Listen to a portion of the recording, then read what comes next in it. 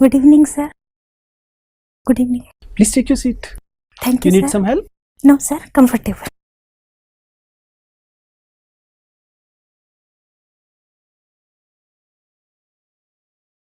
Thank you, sir. ठीक है, comfortable है। जी जी आपका नाम अनुराधा है। अनुराधा, हिंदी में बातचीत करना चाहेंगी? जी सर। ठीक है अनुराधा, तो मेरे ख्याल से हम बातचीत शुरू करते हैं। सबसे पहले मैं चाहता हूँ आप अपना परिचय दें। सर मेरा नाम अनुराधा अग्रवाल है और सर मैं छत्तीसगढ़ से आई हूँ और सर मैं स्टेट से पीसीएस से मेरा सिलेक्शन डेप्यूटी कलेक्टर पोस्ट पे हुआ है सर 2017 में और अभी मैं मुंगेली जिले में पोस्टेड हूँ सर। कौन से जिले में? मुंगेली जिले में सर। मुंगेली जिले में है। 5 साल हो गए सर मुझे वहाँ पर।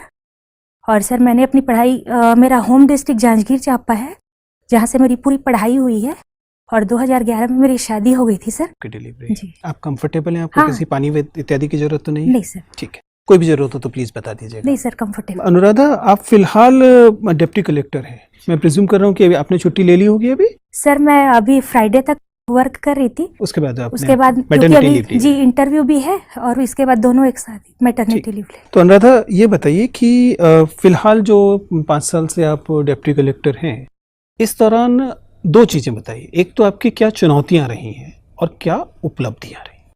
2-2, 3-3 भी बताएंगे तो चले। जैसे कि सर डिप्टी कलेक्टर में फर्स्ट पोस्टिंग तो हमें जैसे कि कलेक्ट्रेट में ही मिलती है, तो चुनौती वैसे कुछ नहीं है सर काम के लिए, क्योंकि उससे पहले भी मैंने सर 5-6 विभागों में काम किया हुआ है और मेरी 16 साल की सर्विस है, तो काम में मुझे कोई दिक्कत नहीं है। लेकिन थोड़ा सा मैंने ये महसूस किया सर कि जैसे एक फील्ड वर्क देने से अधिकारियों को ये लगता है कि दिव्यांग है तो शायद कर पाए या ना कर पाए, तो इस चीज़ को मुझे अपने कलेक्टर सर को समझाने के लिए थोड़ा सा लगा कि सर मैं कर सकती हूँ। क्योंकि सर इससे पहले मैं तहसीलदार भी थी और उसके पहले मैं एएसओ भी थी, मतलब फील्ड वर्क मैं कर चुकी थी। तो बाकी और कोई चुनौती नहीं थी, बस काम फील्ड का लेने में अधिकारियों को मतलब उनको ऐसा कुछ नहीं था, लेकिन ये कर सकेगी कि नहीं।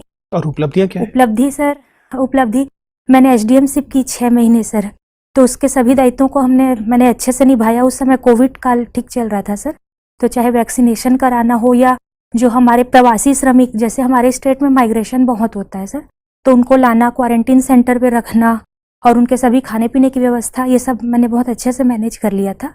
और उसके सर अभी बाद में मैं अभी जनपद सीओ का कार्य देख रही थी, जिसे किसी राज्य में ब्लॉक डेवलपमेंट ऑफिसर भी कहा जाता है, बीडीओ। तो सर उसमें हमने काफ़ी काम किया है, क्योंकि कोरोना वैक्सीनेशन पूरा अभियान चला के हमने, क्योंकि सर हमारा एकदम रूरल एक मतलब आदिवासी बाहुल्य वाला क्षेत्र है, तो थोड़ा सा रेजिस्टेंस था सर, तो घर घर जाके लोगों को समझाना। अभी 98% हमारा वैक्सीनेशन हो गया है सर।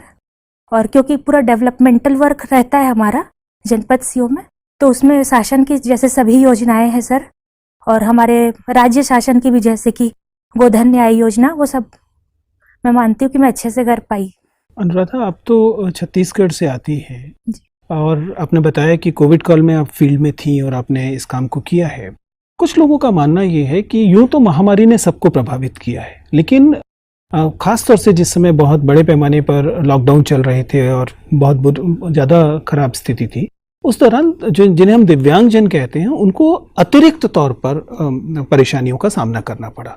विजुअली चैलेंज लोगों को और ऑर्थोपेडिकली चैलेंज लोगों को भी। ये कौन सी अलग से समस्याएं थी जो अन्य लोगों के, अन्य नागरिकों से के अतिरिक्त इन लोगों को सहनी पड़ी? सर जनरली ऐसे दिव्यांगजन तो जैसे ज़्यादा प्रॉब्लम मुझे लगता है जो लेबर लोग थे जो बाहर गए हुए थे, उनको जब वापस लाने में और क्वारंटीन सेंटर्स में रखने में जो दिक्कतें गई सर, ऐसे लोग तो घर पे थे, तो उनको जैसे कि सर अगर वो बच्चे हैं तो उनकी पढ़ाई प्रभावित हुई, क्योंकि ऑनलाइन क्लासेस हो रहे थे। जैसे टीका लगने के समय कुछ अवेयरनेस की कमी थी, ये प्रॉब्लम उनको आई सर। तो हम लोगों ने इनको आइडेंटिफाई करके प्रयास किया था कि इनको पहले टीका भी मिले, इनकी पढ़ाई भी अच्छे से हो। अनुराधा, आप, मैं देख पा रहा हूँ कि आप लगभग 38 वर्ष की हैं। मुझे बताइए कि इस समय आप एक राज्य की स्टेट सर्विस से भारतीय प्रशासनिक सेवा में पहुंचना चाहती हैं। इस परिवर्तन के लिए आप तैयार हैं? इस बात को कन्विंस करने के लिए आप मुझे क्या 3 तर्क देंगी? क्योंकि सामान्यतः यंग लोगों को ढालना आसान होता है, उनको ट्रेनिंग देना आसान होता है। आप रिलेटिवली उनकी तुलना में ज़्यादा वरिष्ठ हैं, तो मुझे 3 तर्क दीजिए जिससे लगे कि हाँ आप इस बड़े परिवर्तन के लिए तैयार हैं। सर पहला तर्क तो ये है कि ऑलरेडी मेरे पास 15 साल का एक्सपीरियंस है, तो मुझे ज़्यादा ट्रेनिंग भी सरकार को नहीं देनी पड़ेगी।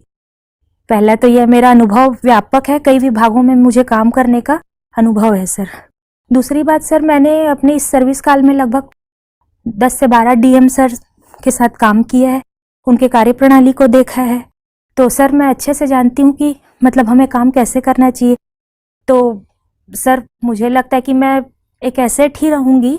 और आपने हिंदी साहित्य विषय लिया है। जी ये तो विषय आपके का पहले पढ़ा हुआ विषय नहीं लग रहा है। जी फिर अचानक आपको अर्थशास्त्र छोड़ के हिंदी की तरफ जाने की जरूरत क्यों पड़ी? सर दरअसल मैंने पहले बीकॉम किया था और हमारे तहसील में एमकॉम नहीं था, इसलिए मैंने एमए इकोनॉमिक्स में किया। तो चूंकि सर मुझे फिर यूपीएससी और एमए करने के बीच काफ़ी गैप भी था, और सर मेरी पूरी स्कूलिंग हिंदी माध्यम से ही हुई है, तो सर इकोनॉमिक्स में यूपीएससी निकालना थोड़ा मेरे लिए कठिन होता, क्योंकि विषय भी टेक्निकल है और मेरे पास कोई कोचिंग अवेलेबल नहीं था। मुझे घर पे ही तैयारी करनी थी और साहित्य पढ़ना पसंद भी था, इसीलिए सर। चलिए बताइए फिर साहित्य में आपसे कहाँ से बातचीत की जाए? सर जैसा आपको उचित लगे। ठीक है, फिर मुझे बताइए, आलोचना में हम जब विकलांगता विमर्श की बात करते हैं, बहुत सारे विमर्श हाल फिलहाल में दलित विमर्श, स्त्री विमर्श और विकलांगता विमर्श खास तौर पर आते हैं। मुझे बताइए कि इसमें कौन महत्वपूर्ण रचनाकार आपको दिखाई देते हैं? आलोचना कर्म में काफ़ी जैसे कि कई प्रमुख आलोचक रहे, जिसमें नगेंद्र जी हैं। नहीं, लेकिन विकलांगता विमर्श की दृष्टि से सर माफ़ी चाहूंगी सर, क्योंकि ये अभी मेरे हिंदी साहित्य के पाठ्यक्रम में विकलांगता विमर्श का नहीं था। अस्मिता का अर्थ समझती हैं आप? क्या होती है अस्मिता? अस्मिता मतलब सर मान सम्मान। अस्मिता मतलब मान सम्मान? हाँ, जैसे ये सर मतलब नारी की अस्मिता, मतलब नारी अंग्रेजी में इसके लिए शब्द आइडेंटिटी इस्तेमाल होता है। क्या आप बदलना चाहेंगे अपने उत्तर को? What is identity? पहचान सर। पहचान जी। अब अगर हम पहचान के साथ जोड़ते हुए आपसे पूछें कि जैसे दलित पहचान होती है, जैसे स्त्री पहचान होती है, वैसे ही एक विकलांगता संबंधी पहचान भी होगी। ठीक है, पूरी दुनिया में डिसेबल्ड डिस्कोर्स चलता है, डिसेबिलिटी का डिस्कोर्स चलता है। हिंदी साहित्य में इसकी क्या स्थिति है? सर क्योंकि मैंने अभी हिंदी साहित्य जितना यूपीएससी के सिलेबस में उतना ही पढ़ा है, इसीलिए मैंने आपसे पूछा था। बताइए क्या पूछना चाहती हैं सर? जो हमारे सिलेबस में है। ठीक है, तो मुझे बताइए, जब हम भक्ति काल के उदय की व्याख्या करते हैं तो उसमें सूरदास को लेकर जब चर्चा होती है, विकलांगता के हिसाब से महत्वपूर्ण रचनाकार हैं। जी ठीक है ना? हाँ जी सर। तो अगर हम सूरदास की जब चर्चा करते हैं तो कहाँ कहाँ हमें आलोचकों में असंवेदनशीलता दिखाई देती है इस रचनाकार की डिसेबिलिटी को लेकर? सर जहाँ तक मुझे याद आ रहा है, सूरदास की आचार्य रामचंद्र शुक्ल वैसे तो उनके प्रशंसक हैं, लेकिन फिर भी कहीं कहीं पर उनके लिए ऐसा शब्द इस्तेमाल हुआ है कि माँ के हृदय को समझने की मतलब इस अंधे में बहुत समझ थी, ऐसा। तो ये वर्ड मुझे लगता है थोड़ा सही नहीं है सर, अभी यही रिकॉल कर पा रही हूँ। चलिए ठीक है, थैंक यू।